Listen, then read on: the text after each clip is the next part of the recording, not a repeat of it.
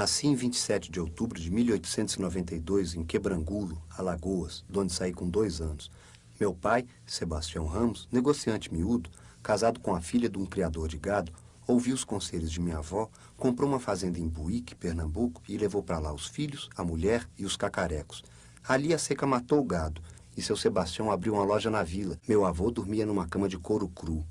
E em redor da trempe de pedras, na cozinha, a preta Vitória mexia-se, preparando a comida, a cocorada.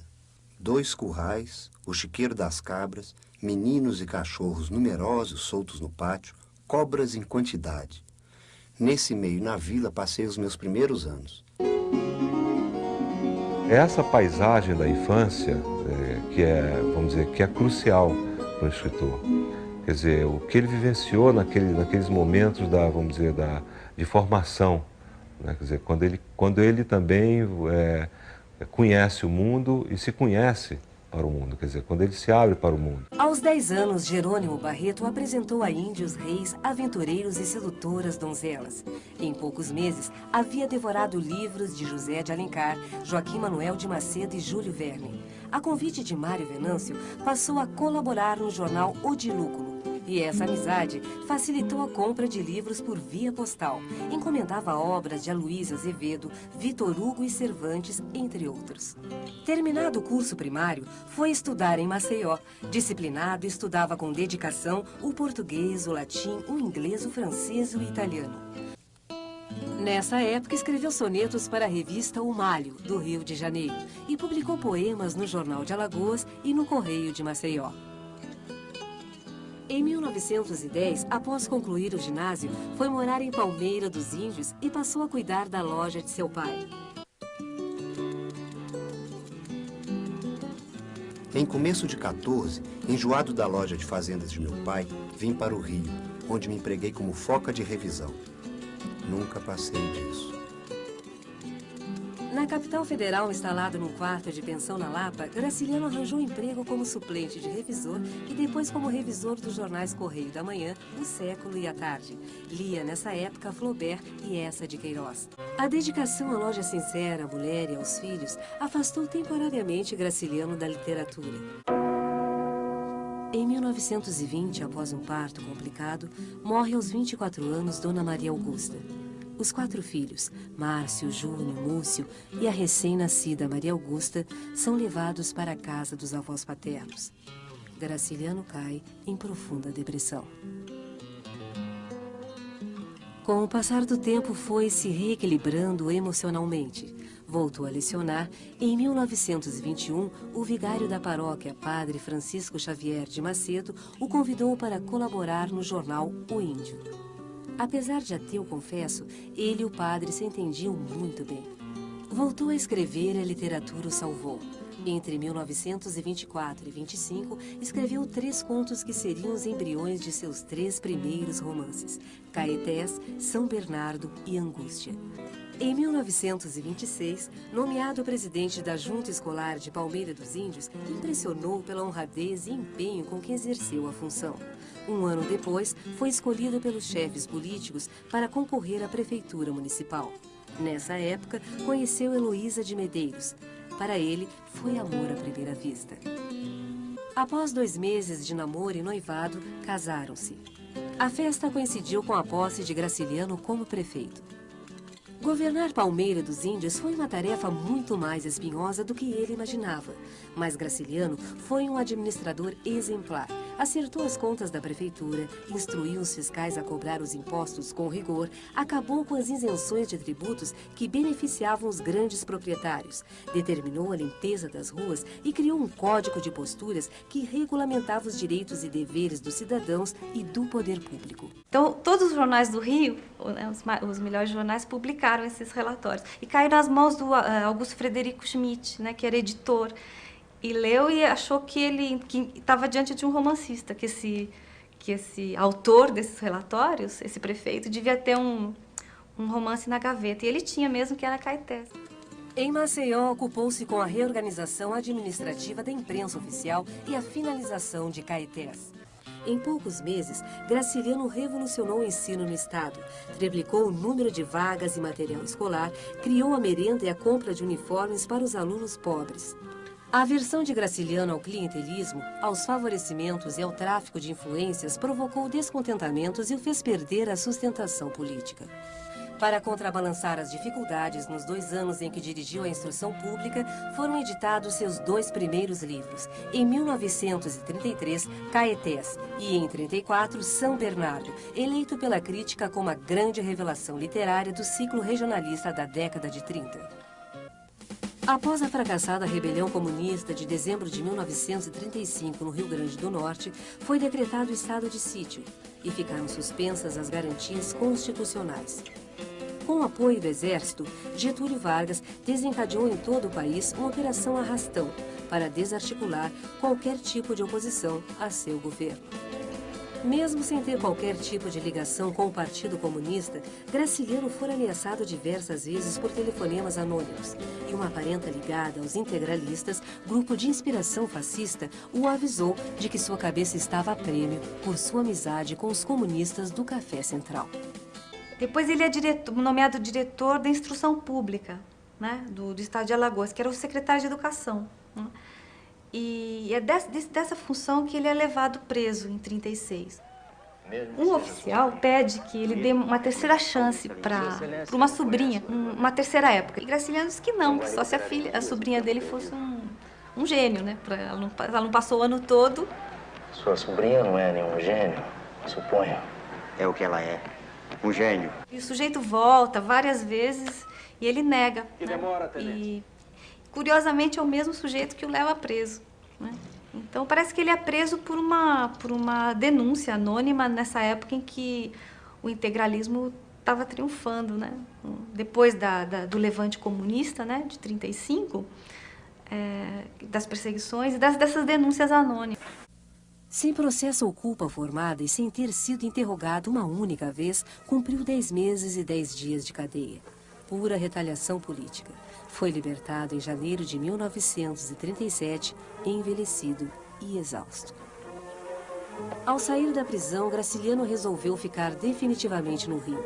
Hospedou-se na casa de José Lins do Rego, enquanto Heloísa retornava a Maceió para cuidar dos filhos e aguardar o reencontro, assim que a situação financeira o permitisse. José Lins o introduziu nos redutos da intelectualidade carioca, como as livrarias José Olímpio e Garnier, os cafés Vermelhinho e Amarelinho e a Taberna da Glória.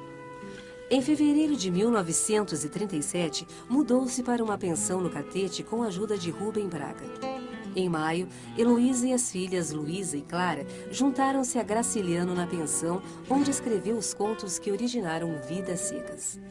Precisando mais do que nunca de dinheiro, vendeu o conto Baleia e passou a escrever os outros capítulos de Vidas Secas como se fossem contos.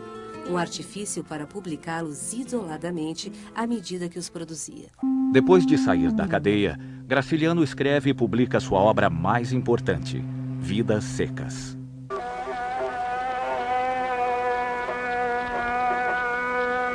Em Vidas Secas você já vê ali o drama a partir do começo, né, do livro. Quer dizer, eles já são retirantes, quer dizer, a condição deles de, vamos dizer, de classe social, né, é a mais adversa possível, né?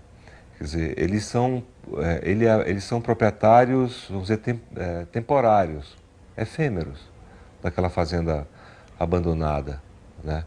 Mas depois, como se fosse um ciclo, né? Um ciclo de bonança e, ao mesmo tempo, de seca, né? De miséria. Eles vão caminhando, vamos dizer, nesse ciclo até vamos dizer, a retirada final, essa abertura final para a cidade, que deixa essa esperança muito longínqua, eu acho que muito esfumada aí, muito vaga. Eu diria que é quase uma desesperança.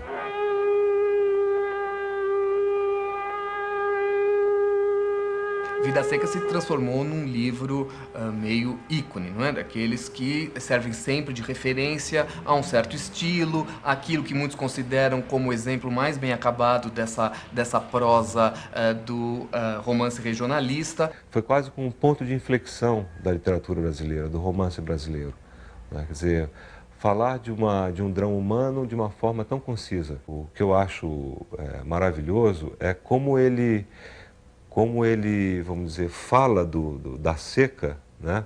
Quer dizer, essa carência da água, essa carência vamos dizer, do alimento, quer dizer, a fome, essa fome mesmo, esse drama social que está em Vidas Secas, se reflete ou interage muito bem com a linguagem, que também é desprovida de qualquer excesso. Chegariam a uma terra distante, esqueceriam a caatinga, onde havia montes baixos, cascalhos, rios secos, espinho, urubus, bichos morrendo, gente morrendo. Não voltariam nunca mais, resistiriam à saudade que ataca os sertanejos na mata. Então, eles eram bois para morrer tristes por falta de espinhos. Há também em Vidas Secas essa mudança, vamos dizer, de narrador da primeira para a terceira pessoa. Só que é um discurso indireto, vamos dizer, um discurso direto livre. Ele é narrado na terceira pessoa, mas há monólogos vamos dizer, nesse narrador na terceira pessoa. Há um monólogo interior. Até a cachorra-baleia, ela pensa e delira. Nunca me esqueço naquele momento em que ela está com fome. Ela está, vamos dizer, pouco antes de morrer, e ela começa a imaginar um paraíso de preás, né? Ela começa a pensar preás gordos. Isso é de uma, vamos dizer, ao mesmo tempo de uma beleza e também de uma tristeza. Quer dizer, ela se humaniza ali, enquanto os seres humanos se animalizam.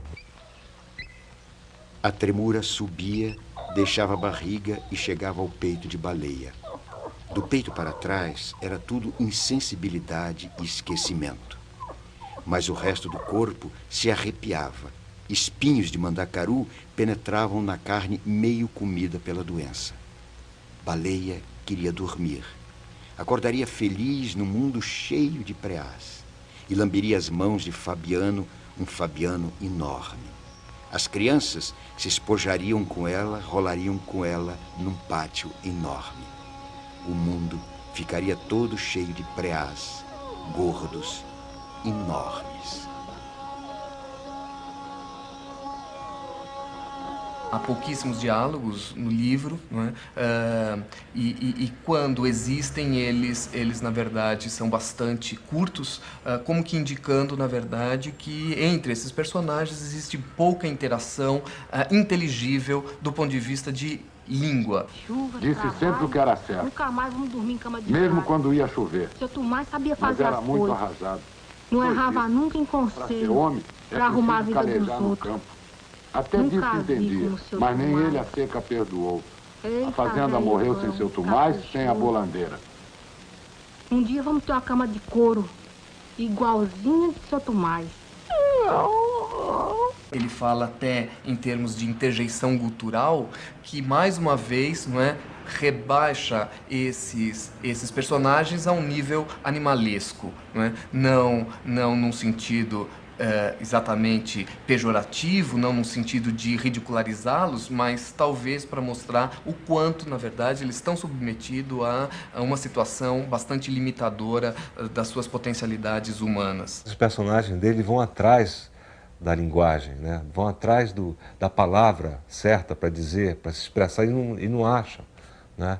Aqueles meninos em Vidas Secas, eles não conseguem, né, falar o que eles querem dizer. E a forma do romance também é impressionante, porque são quadros, como se fossem quadros.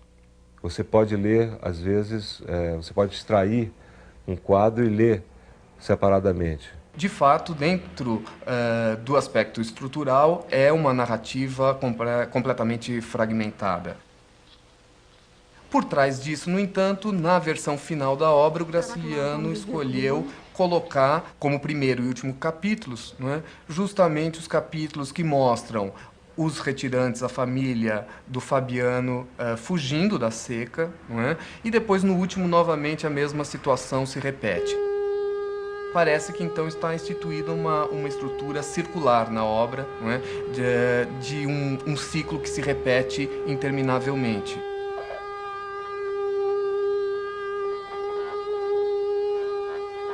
Em março de 1953, enquanto escrevia Memórias do Cárcere, Graciliano Ramos morre. Um câncer no pulmão paralisava a caneta do homem que tirava os brincos da literatura.